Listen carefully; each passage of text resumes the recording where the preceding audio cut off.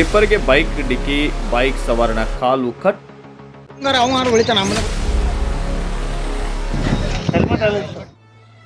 ಟಿಪ್ಪರ್ಗೆ bike ಡಿಕ್ಕಿ, bike ಸವಾರನ ಕಾಲು cut ಆಗಿರೋ ಘಟನೆಯೊಂದು ಗದಗ ನಗರದ ಹೊರವಲಯದ ಆರ್ಟಿಒ ಕಚೇರಿ ಬಳಿ ನಡೆದಿದೆ. ಆರ್ಟಿಒ ಕಚೇರಿ ಕೆಲಸಕ್ಕಾಗಿ ಹರ್ತಿಯಿಂದ ಬಂದಿದ್ದ ವಿನಾಯಕ ಹಾಗೂ ಮಂಜುನಾಥ್ ಟಿಪ್ಪರ್ಗೆ ಡಿಕ್ಕಿ ಹೊಡೆದಿದ್ದಾರೆ. ಅಪಘಾತದಲ್ಲಿ ಹರ್ತಿ ಗ್ರಾಮದ ವಿನಾಯಕ್ ಹುಡೇದ್ ಎಂಬಾತನ ಕಾಲು ಕಟ್ ಆಗಿ ಕೆಲ ಹೊತ್ತು ರಸ್ತೆಯಲ್ಲೇ ವಿನಾಯಕ ಒದ್ದಾಡಿದ್ದಾರೆ. ಅಷ್ಟೇ ಅಲ್ಲದೆ ಅಪಘಾತ ಸಂಭವಿಸುತ್ತಿದ್ದಂತೆ ಟಿಪ್ಪರ್ ಬಿಟ್ಟು ಚಾಲಕ ಎಸ್ಕೇಪ್ ಆಗಿದ್ದಾನೆ. ಘಟನೆಯಲ್ಲಿ ಬೈಕ್ ಚಲಾಯಿಸುತ್ತಿದ್ದ ಮಂಜುನಾಥ್ ಸಂಶಿ ಎಂಬಾತನಿಗೆ ಸಣ್ಣ ಪುಟ್ಟ ಗಾಯಗಳಾಗಿದ್ದು, ಹಿಂಬದಿ ಸವಾರ ವಿನಾಯಕನ ಕಾಲ್ ಕಟ್ಟಾಗಿದ್ದ.